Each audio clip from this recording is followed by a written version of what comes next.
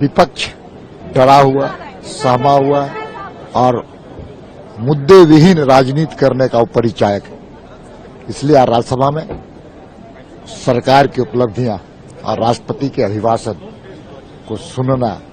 उसके दम में नहीं था, उसकी नैतिकता नहीं, जनता के सच का सामना करना उसके दिल और दिमाग में। दूसरा,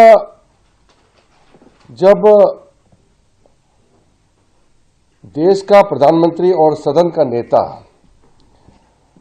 अपना बात रखते हैं सदन में, तो उस समय सबको सुनना होता है, क्योंकि एक दूसरे पक्ष हो या विपक्ष, एक दूसरे का जो बातें हैं वो सुन करके फिर आपको रिप्लाई देना या उसमें टोकना है, वो बाद में किया जा सकता है। लोकतंत्र में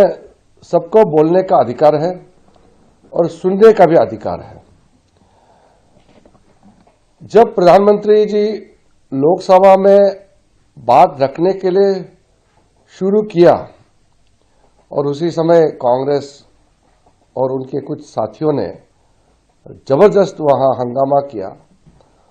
और पूरे प्रधानमंत्री जी का भाषण को व्यवधान किया, डिस्टर्ब किया। बहुत दुख की बात है, क्योंकि जब देश का प्रधानमंत्री बोलते हैं तो उसको बोलने का पूरा समय दिया जाता है, ये परंपरा रही है।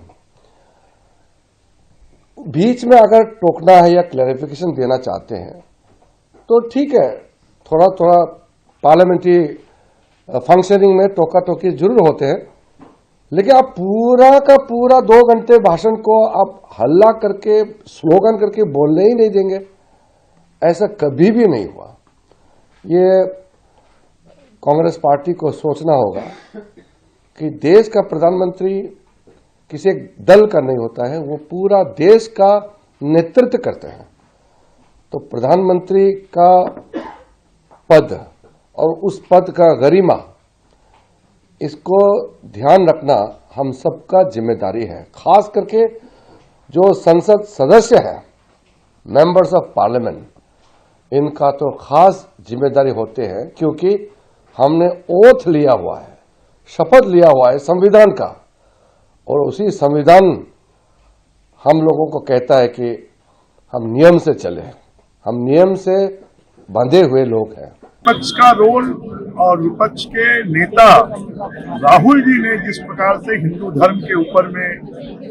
कि हिंदू धर्म हिंसक है, हिंदू धर्म भय पैदा करने वाला है, और प्रधानमंत्री जी सदन के नेता होते हैं और सदन के नेता के भाषण के समय उन्होंने जो व्यवधान उपस्थित किया, वो व्यवधान निश्चित रूप से निंदनीय है, शर्मनाक है। और इसलिए हमारे केंद्रीय रक्षा मंत्री जी ने रचना प्रस्ताव लाया, उसका समर्थन गृह मंत्री जी ने, अमित शाह जी ने किया और पूरे सदन ने उसको पारित किया है। हम तो चाहेंगे कि जो नए सदस्य आए हैं, नए सदस्यों को अगर पहले ही सत्र में ऐसा दृश्य देखने मिलेगा तो शायद ये नए सदस्यों के लिए उपयोगी नहीं होगा। प्रधानमंत्री जी ने सभी दलों से इस बात का आग्रह भी किया है कि विकसित भारत बनाने के लिए हम सब मिलकर और एक साथ मिलकर हम आलोचना भी करें,